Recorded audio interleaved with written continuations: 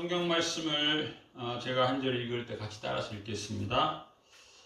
다윗이 사울에게 말하되 골리앗 장군을 보며 낙담하지 말아야 합니다. 주의 종이 가서 저 블레셋 사람과 싸우리이다. 아멘.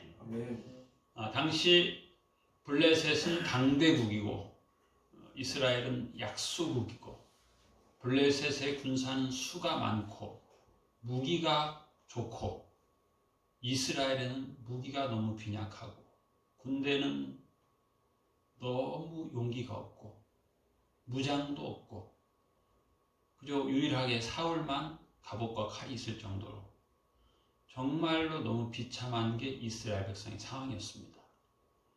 사울 왕을 비롯한 온 백성이 낙담했어요.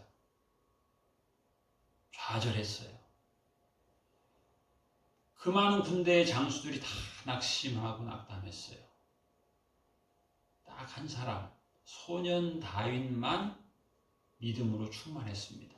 그래서 낙심한 왕에게 다윗이 낙담하면 안 됩니다.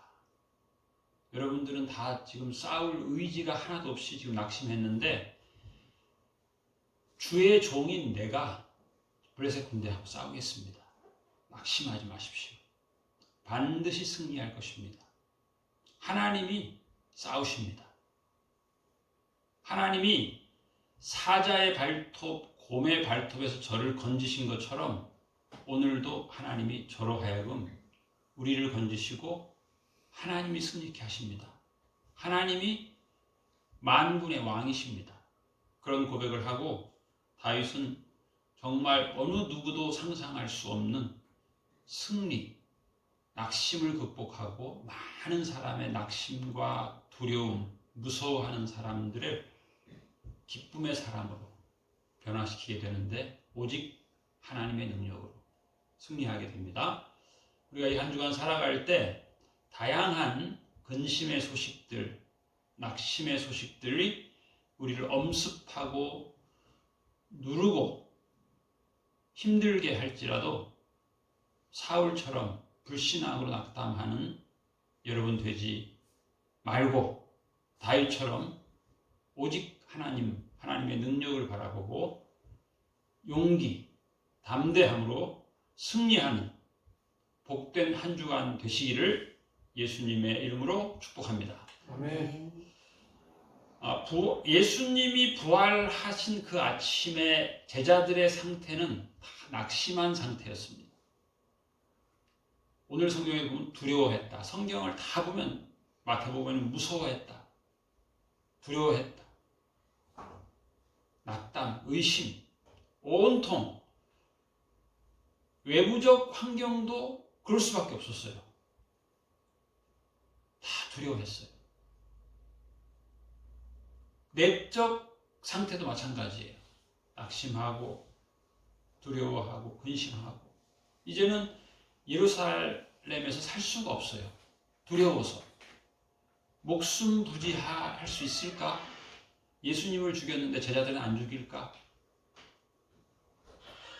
온통 부정적 상황이었습니다. 로마의 권력은 대단했습니다. 로마의 군사력은 대단했어요. 그래서 예수님의 무덤을 큰 바위돌로 군사들이 굴려가지고 혹시 만에 하나 부활하더라도 감옥에서 굶어 죽게 하려고 감옥을 확실하게 막았습니다. 부활하지 못하도록.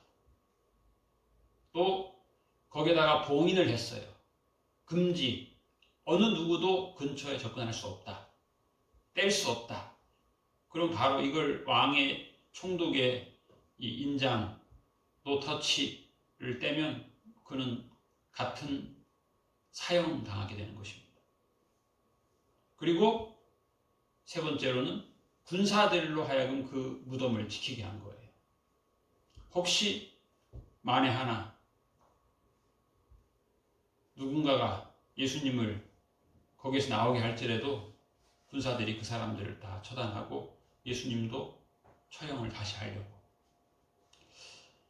그러나 하나님은 이 모든 로마 권력과 군사력의 계책과 방비와 경계, 이 모든 것을 100% 무력하게 했습니다. 하나님은 초자연적 능력으로 돌 무덤을 열으시고 예수님을 부활하게 하셨고, 수직하던 군사들도 다 놀라서 기절하게 하고, 하나님의 승리, 사망에 매여 있을 수 없게 하셨고 부활하게 하셨고, 우리도 그 부활의 첫 열매 되신 예수님을 따라서 부활의 그 놀라운 권능, 권세, 능력을 누리도록 하셨습니다. 그러므로 우리 기독교 역사에 보면 얼마나 세상의 권력과 왕들이 잔악하게 이 복음을 막으려고 얼마나 노력했는지 모릅니다. 다양한 나라에서 다양한 군주들이. 그런데 하나님께서는 그 모든 인간의 노력을 수포로 돌아가게 하셨어요. 하나님이 역전의 왕이시기 때문에 인간의 모든 노력을 성경 말씀대로 헛것으로 하신다, 헛되이 하셨습니다. 우리가 부른 찬양처럼 헛되이 지키는 것이, 세상 권력의 노력이라는 게 다 헛된 것임을 역사를 통해서 우리가 다 알게 되고, 그 악함을 하나님은 더 사용하셔서 더 드라마틱하게 승리하시고 복음이 온 세계에 전파되게 하시고, 예수님 말씀하신 것처럼 복음이 전파되는 곳에 이 여인의 헌신이 전파될 것이다, 기념하게 될 것이다.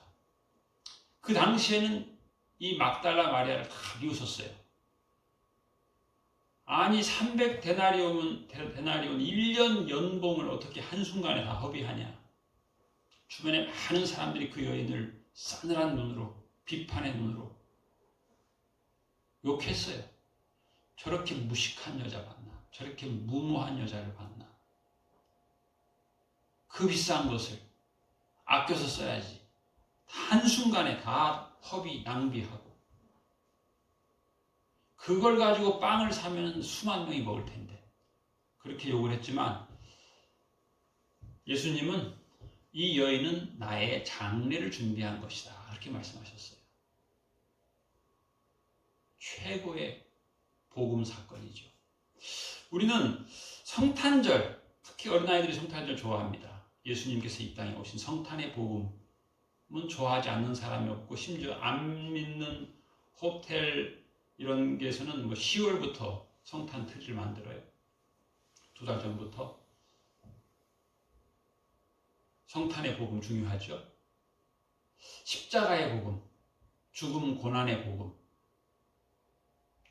많은 크리스찬 가운데 창조의 복음도 믿고 성탄의 복음도 믿고 십자가의 복음도 믿는데 부활의 복음은 못 믿겠다는 사람이 상당히 많습니다. 십자가 찬양의 노래는 1월부터 12월까지 불러도 괜찮아요. 그런데 부활절 찬송은 부활절에만 불러야 되는 걸 착각하는 거예요. 부활은 십자가의 완성이에요. 어떻게 보면 더 정점이에요. 더 놀라운 권능이고 복음의 완성이에요. 그럼에도 불구하고 부활절 찬송은 부활절에만 불러고 끝나는, 이게 참 어처구니 없는 유행. 복음을 우리가 제대로 못 누리는 거예요. 이제 4.15 선거가 끝나고 상당한 사람들이 여당은 여당대로, 야당은 야당대로 낙심했어요. 예를 들면 야당의 열성적인 사람들은 총선 개헌 저지선인 과반 의석을 확보하지 못했다고 낙심하고 있어요. 여당의 열렬한 지지자들, 이미 여당에 이번에 당첨된 국회의원은 뭐라고 얘기했냐면 개헌을 해야 되는데 3분의 2를 못 얻은 것에 대해서 지금 낙심하고 있어요. 3분의 2를 얻어야 이 모든 개헌을 해서 자기들이 그 중에는 그 열렬한 개헌 지지자 가운데 한 사람은 자기 아들이 동성애자니까 이 아들이 죽을 때까지 법의 보호를 받고 의료적인 보호를 받고 그래야 되겠다는 거죠. 부모 입장에서 그러는 건 또 이해는 가는데 또 전체를 놓고 보면 이게 또 형평성에 좀 안 맞는 면도 있는 거죠. 그래서 이 동성애를 합법화하고 보호해야 된다는 이런 법안들을 간절하게 열망하는 사람들은 3분의 2를 못 받은 것에 대해서 또 안타까워합니다. 나름 낙심하고 좌절하고 그래요. 물론 이제 여당들은 매스컴의 발표는 잘 하고 있죠. 우리가 그렇게 성급하게 하면 안 된다. 이미 어떤 국회의원이 국가보안법 폐지해야 된다. 3분의 1을 얻었으면 폐지하는데 3분의 1을 못 얻어서 폐지 못한다. 안타깝다. 여당은 여당대로 낙심하고 야당은 야당대로 낙심하고 이런 가운데 있습니다. 우리나라 역사 가운데 오래된 역사인데 계속해서 백성들에게 사랑과 존경을 받는 거의 유일한 왕비가 한 명 있는데 노국공주입니다. 고려 말의 공민왕의 부인이죠. 이 노국공주는 원래 원나라 왕의 딸입니다. 공주죠. 근데 그 당시에 우리나라는 왕자들이 원나라의 볼모로 잡혀가 살았어요. 그리고 거기에서 지정해주는 왕족과 결혼을 해야 됐어요. 그러지 않은 사람은 왕위에 오를 수가 없어요. 그리고 공민왕도 물론 그 왕자의 몸으로 볼모에 잡혀가서 결혼했지만 자기 동족도 아니고 자기를 지배하는 압박자의 왕의 딸을 맞이했으니 사랑스럽지가 않죠. 그런데 노국공주는 지혜로운 여인이었어요. 그래가지고 공민왕이 이제 그 자기의 형 아들이 왕위에 올랐는데 12살에 죽고 마니까 뭐 어떻게 후손이 없으니까 급하게 공민왕이 즉위를 하게 되는데 물론 거기 가서 몽고 옷을 입고 몽고 복장 변발을 하고 살았죠. 근데 귀국을 할 때 왕으로서 귀국을 하게 된다는 소식을 듣고 노국공주가 그런 거예요. 이 사람은 비록 원나라의 공주지만 당신이 고려의 왕으로 가는데 몽고의 변발과 몽고의 옷을 입고 하면 안 된다. 고려의 옷을 입고 고려의 머리를 헤어스타일하고 가야 된다. 그래서 왕이 된 거죠. 공민왕은 굉장히 영특한 사람이었어요. 모든 면에서 뛰어났는데 그 뛰어난 작품이 있어요. 이 노국공주가 아이를 낳다가 죽게 되거든요. 노국공주를 위해서 이 릉을 만들었는데 우리나라 전체 그 반만년 역사 가운데 가장 잘된 릉입니다. 그렇게 멋있는 릉이 없어요. 그렇게 거대한 릉이 없어요. 왕릉 중에 최고입니다. 그걸 자그마치 10년 동안 노국공주의 묘를 건설하는데 석조로 10년 동안 숙성을 한 거니까 그 기간도 기간이지만은 그 아름답기가 왜냐하면 공민왕이 아주 예술적 능력이 탁월했어요. 노국공주가 죽은 후에 이 사람이 그림을 잘 그리니까 노국공주의 초상화를 그려놓고 밥상에 놓고 같이 밥을 먹을 정도로 굉장히 지극히 노국공주를 사랑했던 거죠. 문제는 이제 그 상심이 컸던 거예요. 낙심이 너무 커가지고 역사에는 이제 정신병에 걸렸다 그렇게 되어 있는데 이 사람이 동성애자가 됩니다. 그래서 건장한 남자들을 불러가지고 자기가 여자가 되는 거예요. 그리고 물론 훗날 우왕이 된 게 자기 그 후첩의 아들이긴 한데 못 믿겠는 거야. 이 자기 그 우왕을 낳은 자기 비가 신돈이라고 하는 중의 여종이었거든요. 아기를 낳았는데 이게 신돈의 아들일 것 같은 거야. 걔한테 왕위를 주고 싶지 않은 거죠. 그래서 자기의 그 기둥서방인 남자로 하여금 후궁을 범하게 해서 후손을 낳아서 왕위를 잇게 해야 되겠다. 이런 계획을 세운 거예요. 그런데 그렇게 임신이 된 걸 알더니 이제 그 자기 그야말로 밀접한 신하죠. 최만생이라고 하는 신하하고 홍윤이라고 하는 이 두 사람이 술에 취해가지고 하는 거예요. 이 두 사람이 죽어야 된다. 그래야 왕위가 그 비밀이 전파되지 않고 왕위를 이을 수 있다. 술 취해서 말을 하니까 그 최만생이가 홍윤한테 얘기를 해서 그 동성애 그룹이 있어요. 친위대. 걔네들이 와서 이 왕을 칼을 40군데를 찔러가지고 죽입니다. 이 사람은 참 아까운 43세 나이에 비명 행사하는 거죠. 노국공주가 얼마나 훌륭했냐면 이 공민왕이 이 절에 가서 치성을 드릴 때 한 번은 자객 50명이 와서 왕을 죽이려고 해요. 친원파죠. 친원파가. 왜냐하면 공민왕은 원나라 집에서 벗어나는데 노력을 많이 했잖아요. 그 원나라 집에 가는 쌍성 총광부도 다시 되찾아오고 땅 영토 넓히고 당대 최영 장군을 데리고 그 사람이 만약에 동성애에 빠지지 않았으면 고구려의 옛 영토를 다 회복할 수 있을 정도로 이 공민왕은 탁월한 사람이었다고 그래요. 그런데 이 사람이 그런데 그 한 번은 자객에 의해서 죽을 뻔했는데 경호 군사들이 다 도망갔대요. 그 정도로 자객들이 탁월했다는 거예요. 딱 한 사람, 노국공주가 칼로 왕을 지켰다는 거예요. 이 사람들이 볼 때 이 사람은 원나라의 공주인데 이 사람을 우리가 무찌르게 되면 자기들이 다시 후환이 두려우니까 이 정도로 노국공주가 훌륭했다는 거죠. 그런데 그 상실감이 심해서 이 사람이 역사에서는 정신병에 걸렸다고 하는데 동성애에 빠져버린 거예요. 술과 동성애에 빠져버린 거예요. 그런데 우리나라에서 동성애를 합법화하자는 그 법은 성의 취향이 다른 그 사람을 인정하자는 거예요. 그리고 이것을 초등학생한테 다 가르쳐야 된다는 거예요.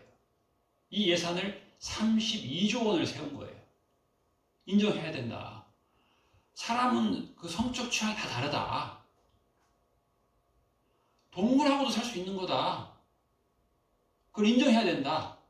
이런 이제 이론이 있어요. 서양에서 들어온 이론이긴 한데 성경에서는 그런 사람은 반드시 죽이라고 하는데 이걸 합법화하자는 거예요. 합법화해서 그걸 나라에서 그 성인지 예산을 경기도에서는 2억을 세웠는데 그걸 인정하자는 거예요. 인정하자. 그런데 이게 간단한 것 같아요. 그 성적 취향은 인정해야 된다라고 볼 수 있지만 역사를 보면 전 세계를 보면 그거 하나만 인정한다고 끝나는 문제가 아니에요. 그 사람이 이상해져 버리는 거예요. 삶이 파괴되는 거예요. 간단한 문제가 아니에요. 그 사람을 긍휼히 여기는 거하고 차원이 달라요. 그 사람을 성적으로 이상한, 좀 특별한 것을 인정하는 것으로 그치는 게 아니에요. 인생의 한 부분만 이상한 게 아니에요. 전체가 이상해지는 거예요. 사람이 타락하는 거예요. 타락. 아주 비참해지는 거예요. 공민왕은 동성애를 하기 전에는 위대한 군주였어요. 고려의 기억에 남는 군주였어요. 그런데 성적 타락, 동성애와 알코올 중독이 되면서 아주 자기의 비참함을 자기가 만든 거예요. 43세 젊은 나이에 자기가 아끼는 기둥 서방들이 44군데나 칼을 찔러가지고 난자당해가지고 걔네들이 그걸 갖다가 길에다 걸었어요. 얼마나 인생이 비참해집니까? 지극히 작은 한 부분, 성적 취향이 다른 것으로만 인정하기에는 삶을 무너뜨리고 결국 나라를 무너뜨리는 거예요. 나라를. 결국 복민왕은 자기가 나라를 건전한 정신 세계에 있을 때는 나라를 세운 사람이에요. 회복한 사람인데 어떻게 보면 승자의 저주 같아요. 그렇게 위대한 일을 했던 사람이 교만해지니까 선을 넘는 거예요. 선을 지키지 않는 거예요. 잠언 29장 18절에 그런 말씀이 있어요. 따라서 하겠습니다. 비전이 없으면 사람이 방자히 행하거니와 말씀을 지키는 자는 복이 있느니라. 옛날 성경에는 묵시가 없으면 백성이 방자히 행하거니와 율법을 지키는 자는 복이 있느니라. 요즘에 이제 이 개헌의 트렌드는 법을 다 깨자는 거예요. 전통 윤리 혹은 특히 성경적 윤리, 성경적 율법을 다 깨자는 거예요. 물론 그게 전부는 아닌데 좋은 뜻이 많이 개헌의 의지를 가지고 있는 사람들이 있기는 한데 이게 이제 역사적으로 보면 문제가 생길 수 있는 것들을 추구하고 있는 거예요. 위험한 발상들이 많아요. 당장 조국의 죄를 드러낸 검찰총장의 거취를 생각해야 된다. 이번에 새로 된 국회의원들이 그런 얘기를 하죠.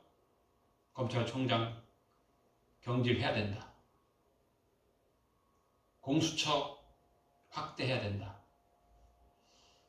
이런 것들이 나름 일리는 있는데 위험하게 치우칠 수도 있는 것들이죠. 그런데 어떻게 보면 그래서 위험하게 생각하는 사람이 많아요. 여당은 야당을 위험하게 생각해요. 야당은 여당을 위험하게 생각해요. 그래서 서로의 근심이 있어요. 서로에게. 그래서 선거 결과에 대해서 낙담을 하기도 하고 또 혹은 비판을 하기도 하고 또 혹은 결과에 대해서 비판하면 안 된다 하는 사람도 있고. 근데 이 세상에 비판받지 않아야 될 상황은 없어요. 타락한 인간이 하는 일이 어느 것 하나 비판받지 않을 일이 있겠어요? 비판을 하면서 민주주의는 성숙하는 것이죠. 예수님이 부활했지만 제자들의 상태는 다 두려워하고 낙심한 상태였어요. 왜냐하면 그 안에 예수님이 하신 예언의 말씀이 분명하게 믿음으로 받아들여지지 않았기 때문이에요. 예수님의 십자가도 제대로 알지 못했고 부활도 제대로 알지 못했고 부활에 대한 예언의 말씀도 의심했고 그래서 부활하신 예수님은 갈릴리에서 만나자 그랬어요. 예수님이 돌아가신 곳은 예루살렘 골고다. 거기에서 만나는 게 가장 경제적이고 합당한 얘기예요. 예수님이 왜 그 먼 곳까지 피곤하게 갈릴리에서 만나자고 했을까? 처음 제자들이 예수님을 갈릴리에서 만났을 때는 제자들은 평안했어요. 하늘에 소망을 두었어요. 예수님 복음으로 충만했어요. 예수님 말씀으로 충만했어요. 그런데 예루살렘에 와서 그들이 마음이 바뀌었어요. 심지어 제자들의 부모들이 나서서 예수님께 우리 아들을 예수님이 지금 인기가 지금 최고인데 한 자리 주세요. 요즘 말로 말하면 장관 자리 주세요. 예수님의 이 놀라운 하나님의 권능으로 세상의 권세를 차지하시고 우리 제자들한테는 장관 자리 하나씩 주세요. 심지어는 장관으로 만족 못해요. 국무총리 주세요.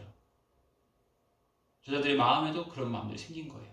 예루살렘에 들어오면서 높은 화려한 건물들을 보면서 제자들은 타락하기 시작한 거죠. 갈릴리에서는 순수했어요. 제가 예수님이었으면 내가 부활하면 골고다 언덕으로 다 모여라. 실상을 알아야 된다. 너희의 죄를 너희가 알렸다. 그리고서는 할지 모르겠어요. 예수님은 그렇지 않았어요. 갈릴리에서 만나자. 너희들 참 순수했을 때, 너희들의 그 타락한 욕망으로 꿈틀거리지 않았을 때, 그때 그 장소, 그 추억의 좋은 장소, 순수했던 그곳에서 만나자 말씀하셨어요. 그리고 계속해서 그들의 사랑을 회복시켜 주셨어요. 부활하신 예수님께서 제일 처음에 19절에 보면은 제자들이 너무 두려워했던 거예요. 그래서 너희에게 평강이 있을지어다. 다윗이 한 말하고 비슷해요. 하나님의 사람이 환경 보고 낙방하면 안 됩니다. 다윗은 어떻게 보면 예수님의 모형이기도 해요. 다윗이 잘나서 했겠어요? 하나님이 다윗에게 은혜를 주신 거죠. 골리앗이 약해서 골리앗이 패했어요? 골리앗은 강했어요. 건장했어요. 골리앗의 갑옷이 부실했겠어요? 골리앗의 무기가 부실했겠어요? 골리앗의 주변의 장수들이 부실했겠어요? 다윗이 갑옷이 좋았어요? 다윗은 갑옷 입지 않았어요. 하나님의 능력이 크신 거예요. 하나님의 능력. 하나님이 어떻게 보면 골리앗을 잘 무장시켰어요. 왜? 하나님은 극적인 승리를, 오직 하나님만 승리자의 힘을 나타내려면 골리앗을 무장을 단단히 시키는 거예요. 전날 저녁에 골리앗의 시종이 그 골리앗의 갑옷을 더 강하게, 무기를 더 날카롭게, 더 빛나게 했을지 몰라요. 그래서 골리앗은 더 자신만만했을지 몰라요. 이 빛나는 칼, 이 빛나는 창, 이 빛나는 단창, 배틀채같이 큰 창, 하나님이 다 도와줬어요. 골리앗을 어떻게 보면. 왜? 그의 교만을 꺾으시기 위해서. 하나님은 역사를 보면 그래요. 심판할 사람을 강하게 하는 거예요. 심판할 나라를 당대 세계 최고의 제국의 최고의 정점, 최고의 교만한 위치로 그 왕을 인도하는 거예요. 그리고는 하나님이 측량하시는 거예요. 메네메네 대결 유발하시. 하나님이 심판하시는 거예요. 너의 수준이 안 된다. 너의 수준이 교만하다. 너의 수준이 경건하지 못하다.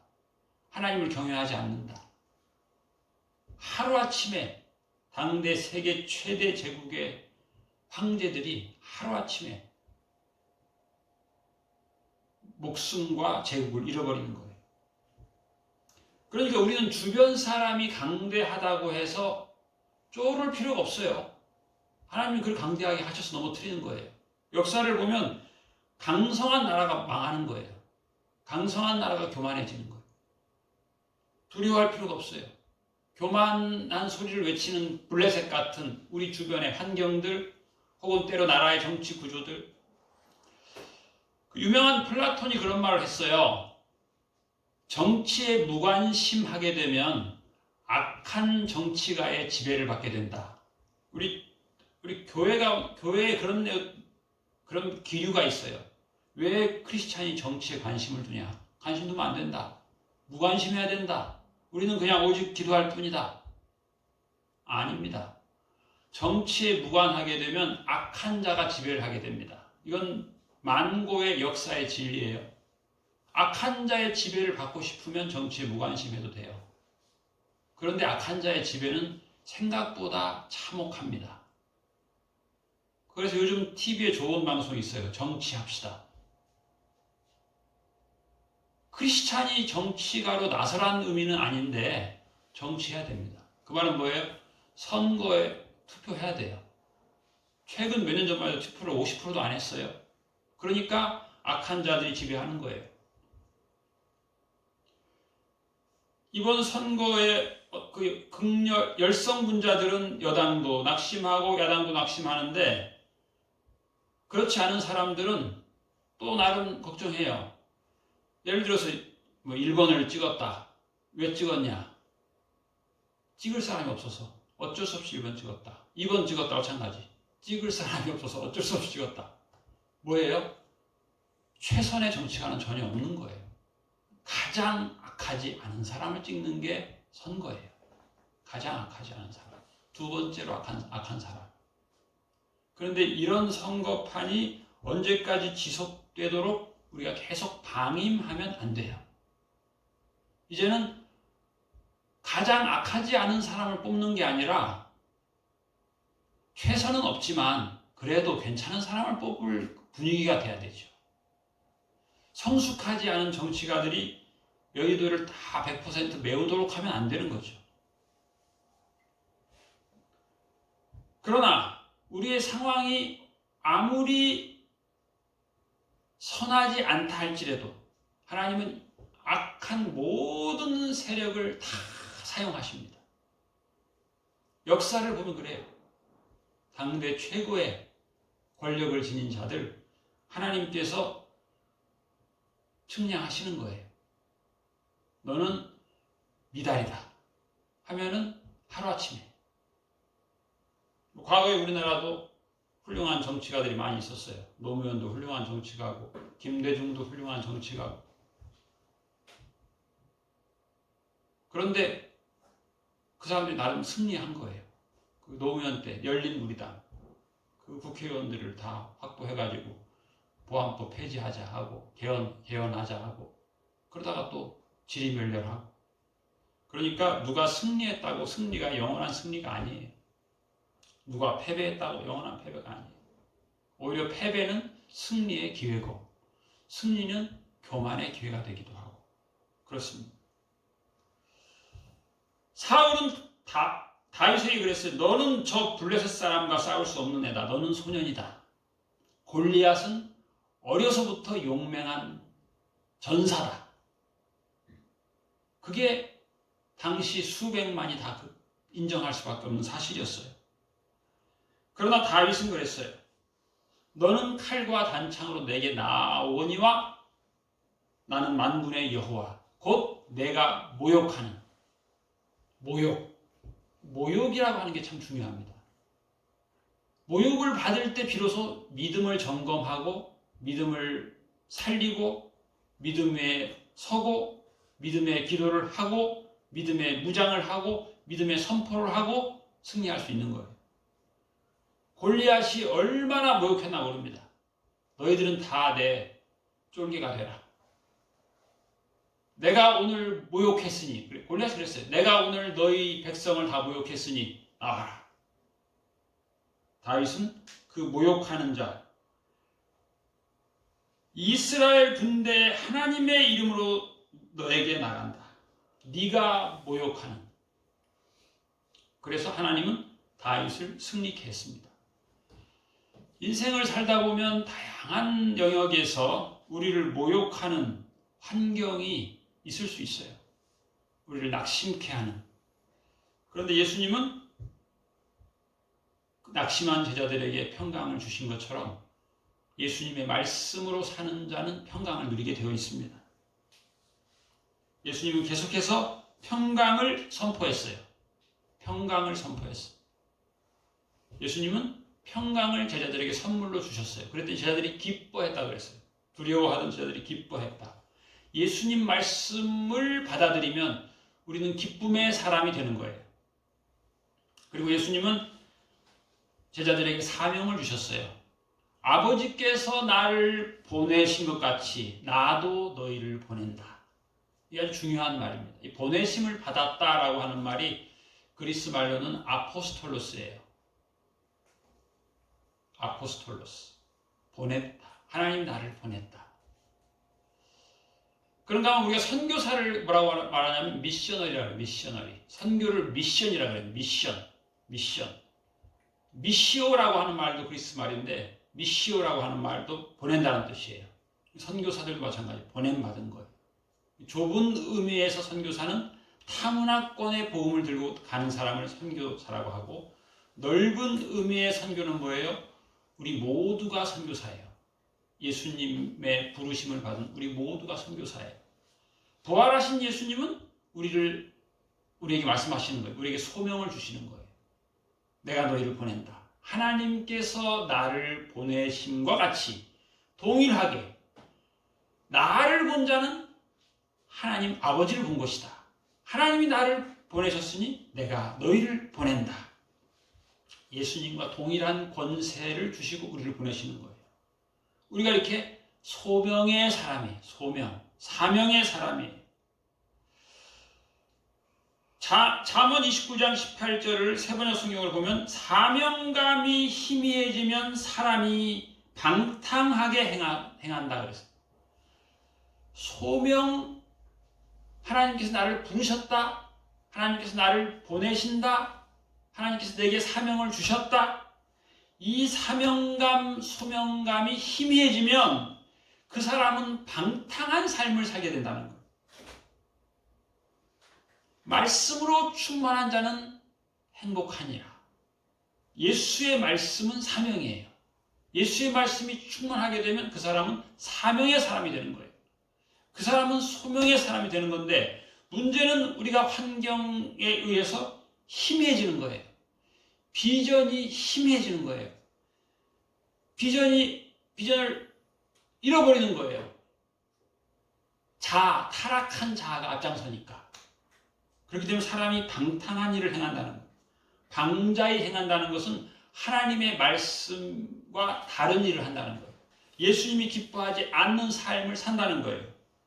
공유왕처럼 방탕하게 되는 거예요. 말씀에서 금한 것도 선을 넘는 거예요. 교만해지고 낙심하니까. 낙심하면 사람이 방탕하게 되는 거예요. 다윗의 말처럼 낙심하면 안 되는 거예요. 왜? 하나님의 사람이니까. 상황이 어떠하든 아무리 상황은 참혹하고 좌절적이라 할지라도 하나님의 사람은 하나님의 능력을 보고 살아야 돼요. 이것이 바로 비전이에요. 근데 이 비전, 이 믿음이 없으면 방자히 행한다는 거예요. 예수님은 성령을 받으라 그랬어요. 성령을 받아라. 성령이라는 말은 우리 구약 성경 히브리 언어로는 루아흐라고 하는 단어인데 이 루아흐라고 하는 사전을 펴보면 두 가지 의미가 있어요. 하나님의 영이라는 의미가 있어요. 하나님의 신이 수면에 운행하니라. 그 성령이에요. 성령. 또 하나는 호흡이라는 뜻이 있어요. 똑같아요. 단어가. 예수님도 그런 말씀하셨어요. 바람이 임으로 불매. 똑같은 단어예요. 단어가. 푸뉴마. 그리스 말로는. 그래서 우리 한국 200년 전 초대 선교사가 우리 성경을 번역할 때 어떤 성경은 그렇게 되어 있어요. 숨님. 성령을 어떻게 번역했냐면 숨님. 사람이 숨을 안 쉬면 죽잖아요. 그렇죠?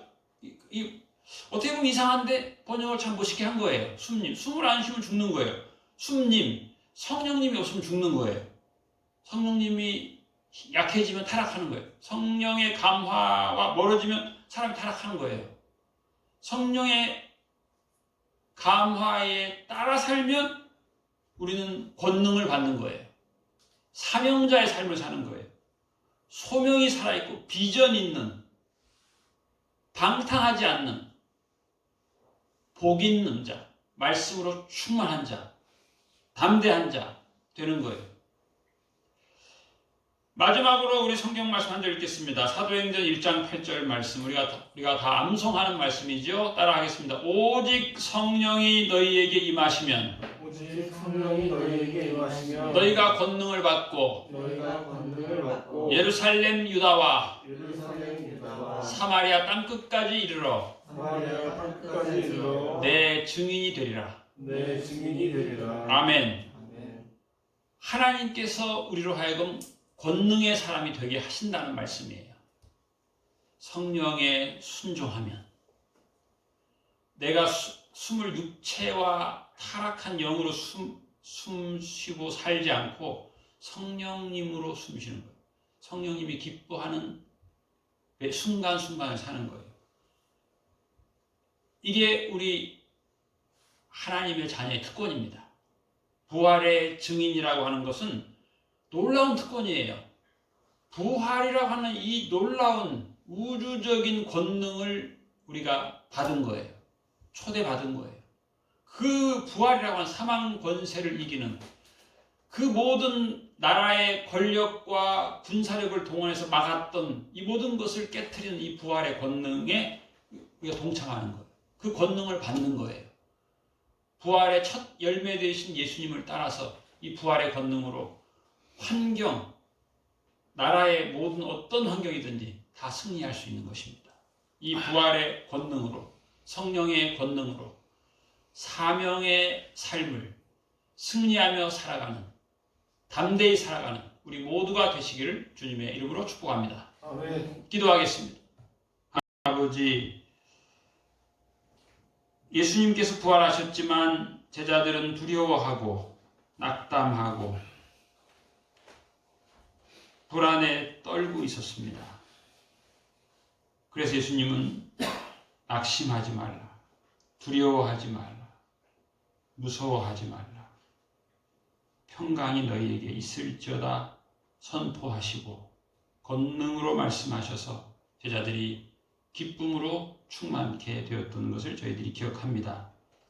우리가 살아가는 이 세상도 난리의 소문들로 인하여 우리들이 위축되고 근심하고 낙심하며 골리앗 앞에 떨고 있는 사울과 이스라엘 모든 백성들처럼 낙담하는, 하나님은 보이지 않고 세상과 사람만 보이는 그런 불신앙적 낙담이 우리를 짓누를 때가 많이 있습니다.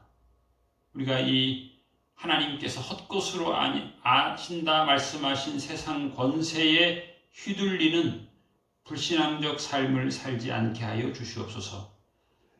세상의 환경에 휘둘려서 비전을 상실하고 사명을 상실하고 방자히 행하고 방탕히 행하는 그런 어리석은 우둔한 선택을 하지 않게 하여 주시옵소서. 전능하신 아버지께서 통치하심을 저희들이 깨달아 알게 하여 주시옵시고, 어린 소년 다윗이지만 왕을 향하여, 군대의 장관을 향하여 낙담하면 안 됩니다. 하나님의 자녀가 낙담하면 안 됩니다. 어린 이 주의 종이 가서 저 블레셋 골리앗의 목을 자르겠습니다. 그러나 다윗의 손에는 검이 없었습니다. 오직 하나님께서 골리앗의 검을 날카롭게 하시고 빛나게 하시고 다윗으로 하여금 그 목을 치게 하셔서 이스라엘을 모욕하고 이스라엘을 수치스럽게 하는 그 모든 수치를 물러가게 하시고 승리하게 하신 것처럼 우리들도 겸손히 다윗처럼 하나님을 높이는 믿음의 삶을 살게 하여 주시옵소서.